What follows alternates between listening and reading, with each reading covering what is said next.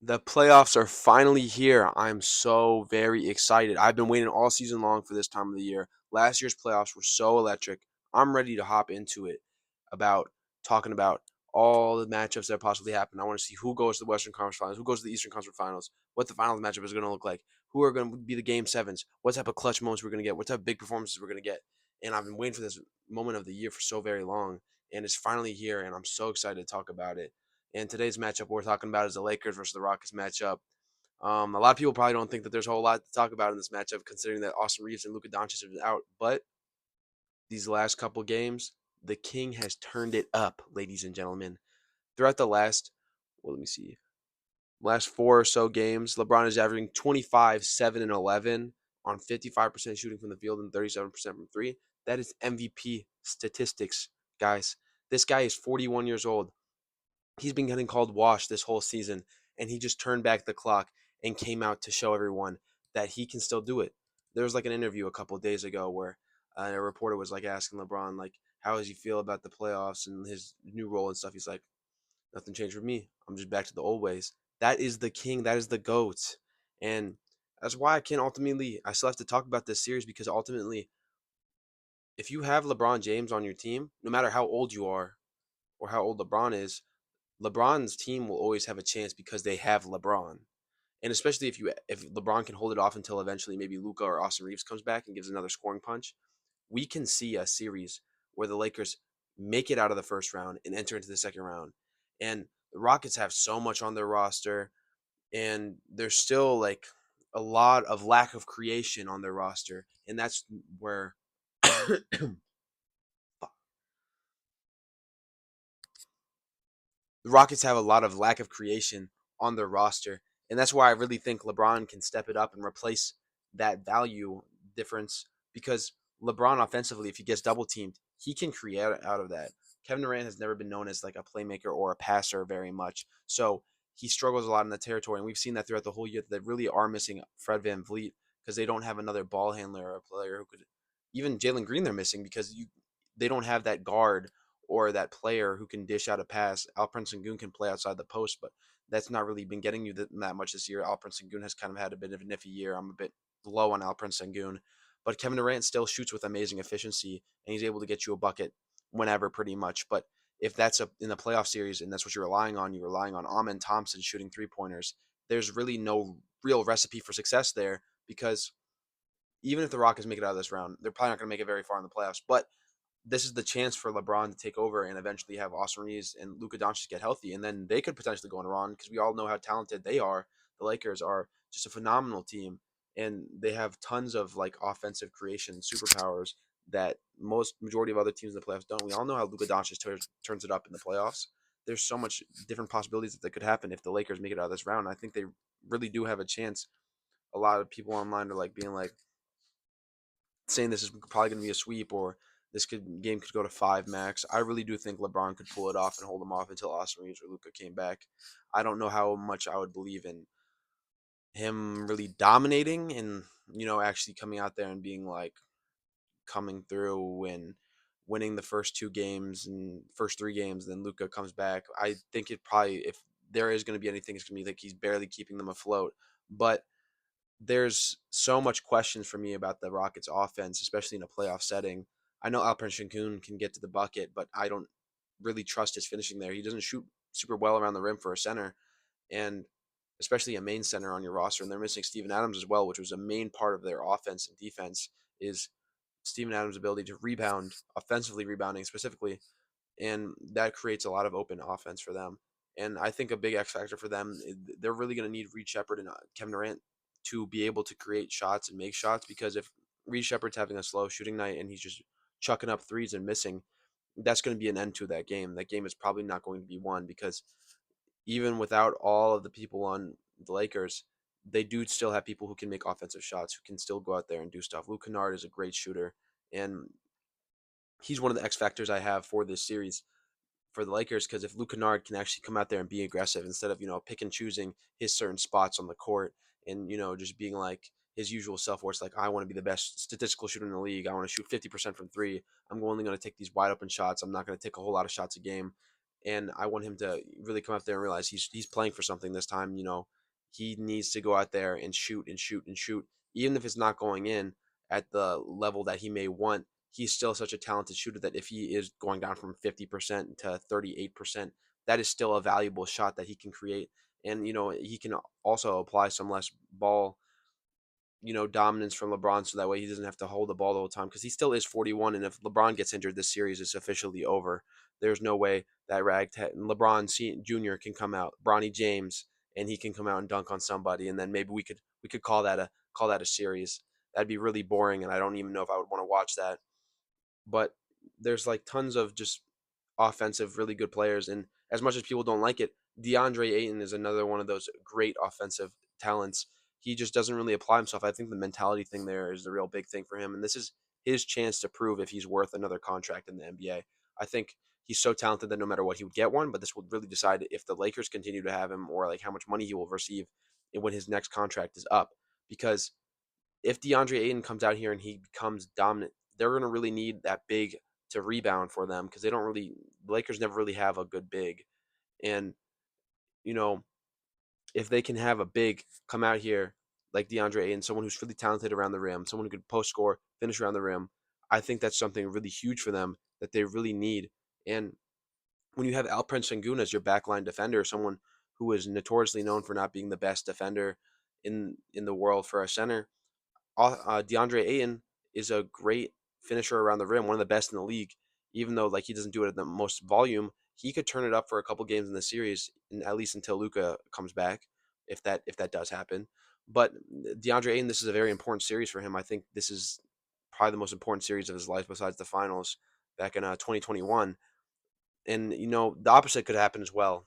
DeAndre Ayton's notoriously not a very good defender, and Alperen Sengun could definitely come out there and bully him a little bit, and really mess things up for him, and make it seem even worse that he is on this team. I'm a big fan of just DeAndre Ayton's, like, his whole touch around the rim. I really think it is something that is impressive and that he could use in this series. And I really do believe this could be the turning point of his career if he does things right and becomes a solid, like, offensive big man. I think he could have a role if he figures out all the mentality stuff. I think he could be a 15 point per game scorer in the league, get 8 rebounds a game, and overall have a little bit more effort on the defensive side of the ball, and that could become something for him. He's not the star that everyone thought he would be when he was exiting out the draft at number one, but he could definitely come out there and still be an impactful player in this league. And this series could be how he showcases that. And I really hope he does, because we're all losing hope in DeAndre, and he could possibly be out the league soon. But another X factor for the Lakers is Marcus Smart. The Lakers are going to need Marcus Smart. That defensive just dog, he could really change the whole aura of the team. If you see one person out there on the team playing some hard-nosed defense, getting down there and really trying to disrupt the other team's offense, that plays a part in whether or not everyone else will join in on that as well.